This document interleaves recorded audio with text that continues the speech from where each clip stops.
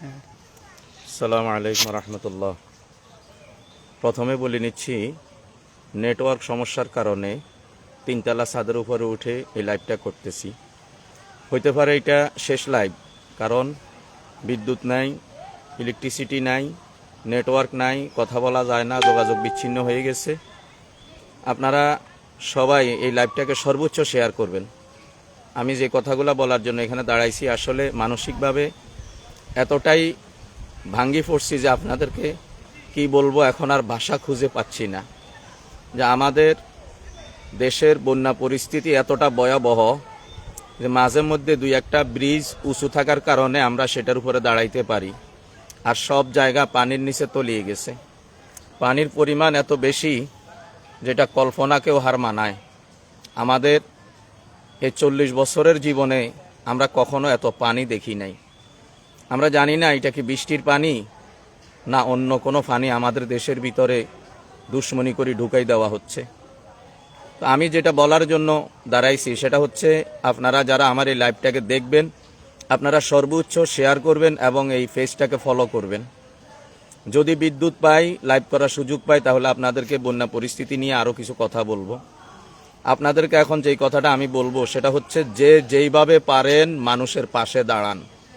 মানুষ মানুষের জন্য, আপনারা প্রত্যেকেই মানুষের পাশে দাঁড়ান। কিছু কিছু মানুষ এতটা অসহায় হয়ে গেছে যে তাদের পাশে দাঁড়ানোর আর কেউ রইল না। যার পাশে যে অসহায় মানুষ আছে, আপনারা তার পাশে দাঁড়ান, সর্বোচ্চ তাকে সহযোগিতা করেন, যেইভাবে পারেন ওইভাবে সহযোগিতা করেন। আর যাদের ঘর বাড়িতে পানি উঠে গেছে, আপনারা শুকনা খাবার বেশি খান, যেহেতু আমাদের এলাকার অধিকাংশ কবরস্থান পানির নিচে চলে গেছে।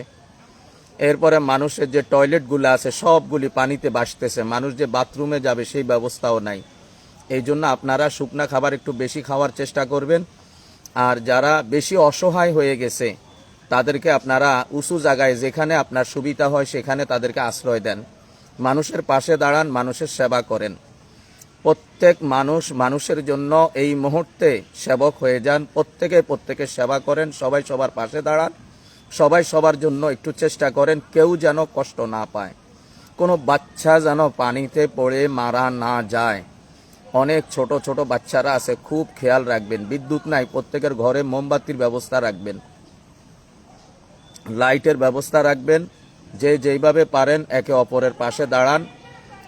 আর সর্বশেষ আপনাদেরকে বলবো, যাদের অর্থ আছে, যাদেরকে আল্লাহ তৌফিক দিয়েছেন, আমরা প্রত্যেকেই মানুষের পাশে দাঁড়াই, মানুষের খোঁজ খবর নিই। এখন পরিস্থিতি এরকম হয়েছে যে আমরা চাইলে সব জায়গায় এখন আর যেতে পারবো না। পানির পরিমাণ এত বেশি যে আমরা সব জায়গায় যেতে পারবো না, যাওয়া আমাদের পক্ষে সম্ভব না।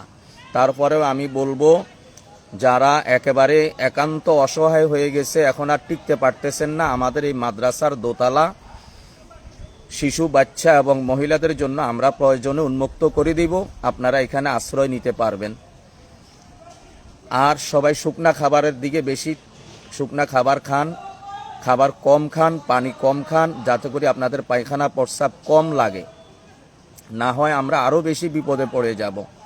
আর যাদের অবস্থান আছে, আমরা প্রত্যেকেই এই অসহায় মানুষগুলার পাশে দাঁড়াই। যেখানে যে অসহায় আছে, নিজের থেকে যদি আমরা কিছু করতে না পারি, আমরা একে অপরকে সহযোগিতা করব ইনশাল্লাহ। আর আমি কখনো এটা করি না, আর এটা কখনো আমি করিও নাই, যে আপনারা যদি সহযোগিতা করতে চান, আমি আমার এখানে কোনো বিকাশ নাম্বার আমি ইউজ করব না। আপনারা যারা আমাদের প্রবাসী বা আমাকে চিনেন, তারা যদি চান, তাহলে আমি আপনাদেরকে আমাদের বাজারের 2-3টা এজেন্ট নাম্বার আছে। বিশেষ করে আপনারা যদি কোনো গরিব মানুষের পাশে দাঁড়াইতে চান, তাহলে আমাদের এই যে মাস্টার শাহাদাত, তার বিকাশে আপনারা এই অনুদান পাঠান, তার মাধ্যমে আমরা এগুলি আবার মানুষের কাছে পৌঁছে দেওয়ার চেষ্টা করব ইনশাআল্লাহ।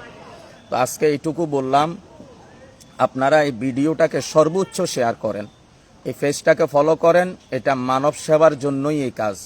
তো আপনারা লাইভটাকে বেশি বেশি শেয়ার করবেন। এই যেভাবে এটাকে প্রচার করা যায় আপনারা ওইভাবে এটাকে প্রচার করেন। আসসালামু আলাইকুম ওয়া রাহমাতুল্লাহ।